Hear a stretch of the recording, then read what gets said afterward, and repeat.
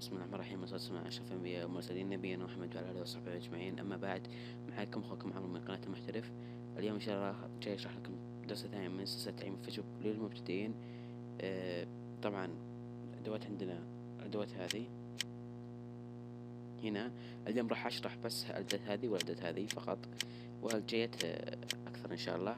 إني راح أكمل. ما راح أشرحها كلها لأني ما أبغى مقطع يصير طويل، يعني طول بزيادة يعني كذا راح يتعبني بالتحميل والتنزيل اليوتيوب، راح يتعبني بالإنتاج، وراح يتعبني حتى راح يتعبكم أنتم أيضا بالمشاهدة. طيب، اليوم عندنا الخلفية هذه. خلفية جدا بسيطة، ما فيها أي تعب بالتصاميم. آه، كلها أشياء من عندي أنا، ما في أي شيء حملته من الإنترنت. هذه الشكل هذا من الأشكال الموجودة الأساسية بالفوتوشوب. كيف تحصلها؟ تضغط على هذه الأداة. بتحصلها هنا وين؟ هذه هي. طيب، وفي الخطوط هذه كيف تسويها؟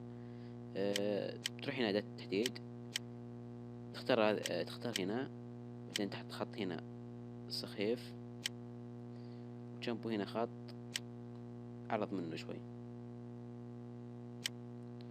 اختار أداة الدلو، تضغط، لا عفوا، عشان الطبقة كانت ايوه. تختار أداة الدلو، تضغط هنا، راح يكون لك لون. راح يكون لك الشكل اللي انت تبغاه، اللي انت حددته، مثل ما تشوفين. في اشياء ثانية. طبعا هذا نفس الشيء، بس اني سويته بعدين غيرت اتجاهه. وهنا رابط القناة، وهنا مكتوب سبحان الله وبحمده سبحان الله العظيم. يعني لو رفعت الخلفية هذه على الانترنت راح يحفظوها ناس واجد، ناس كثيرين.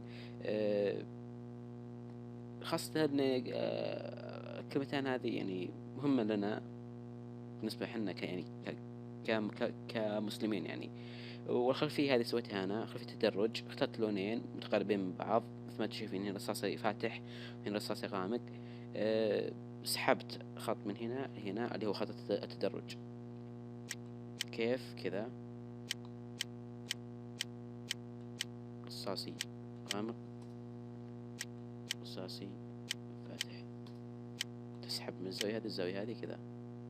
أوه معليش.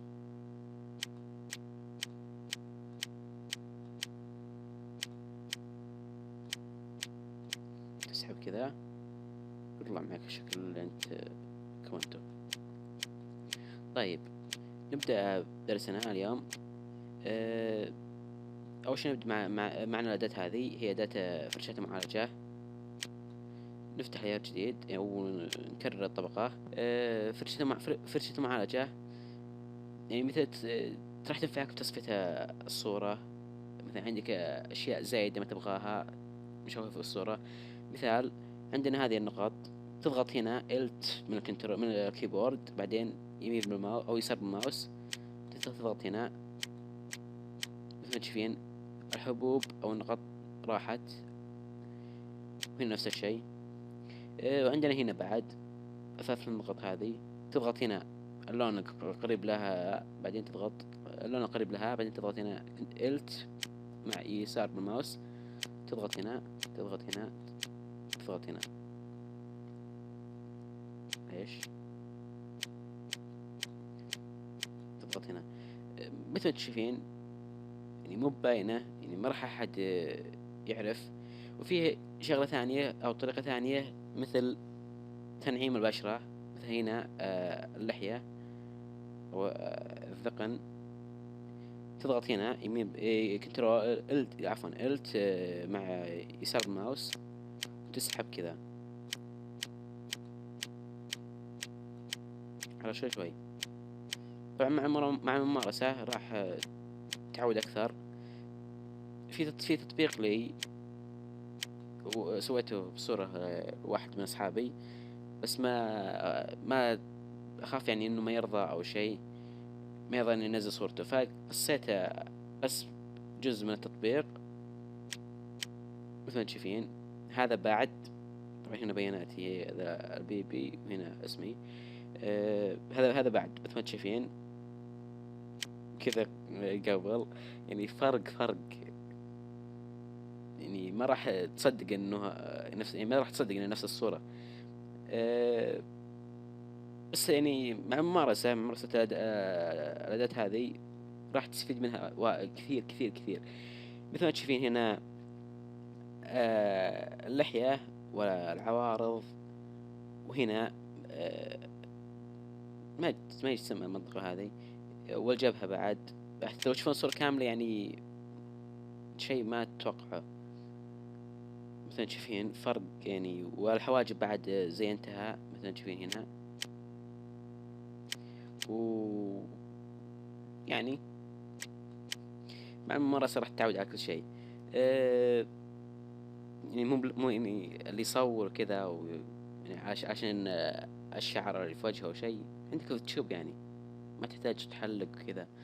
طيب الأداة الثانية هي طبعا أداة العين الحمراء. يعني سهلة، ما أتوقع أنها صعبة. مجرد ما تضغط كذا راح يخفض درجة الاحمرار على حسب، يعني مو بلازم راح يكون أسود أو منطقة سوداء أو شيء. يعني ألوان معينة مثلا تشوفين سماوي أو تركوازي. طيب هذه شغلة الأداة العين الحمراء. عندنا هنا أداة التصحيح. هذه كيف يعني تحدد مكان تبغى استنساخه لمكان ثاني. يعني كيف عندنا هذا الشكل اللي حددناه نبغاه يكون كذا أو شيء. يعني أهم شيء نكون يعني، أنا طبعا الأداة هذه ما استخدمها واجد، يعني كل واحد هو طريقة تصميمه والتلاعب بالصورة، طريقة التلاعب بالصورة. هذه هي شغلة الأداة.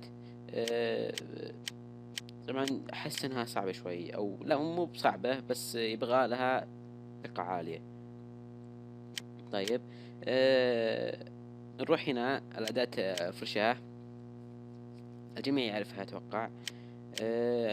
نفتح لير جديد عشان نطبق عليه. هنا أداة فرشاة. طبعا تقدر تحمل فرش من عندك أو من أي مكان يعني. مثلا نختار نصغر حجمها مثل ما تشوفين. هذا تطبيق أداة فرشاة، يعني شيء جدا جدا خيالي، وتحتاج الكثير كثير بالفوتوشوب. مثلا في أشكال يعني دقتها عالية جدا. دقيقة بس انتظروا.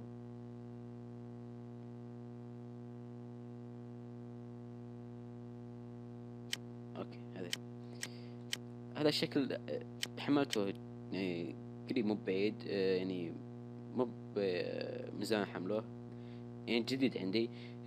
وعجبني واجد. مثل ما تشوفين وجه يعني رايح كذا من الجهة هذه. جدا عاجبني. هذا كل اللي عندي. ما ابغى اطول عليكم، ما ابغى اطول بالتحميل، ما ابغى اطول اتعبكم بالمشاهدة. لان فيه ناس يتابعوني بالجوالات وكذا، فيكون صعب عليهم مشاهدة بالجوال.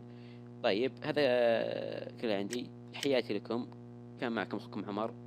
لا تنسون سبسكرايب ولايك وشير.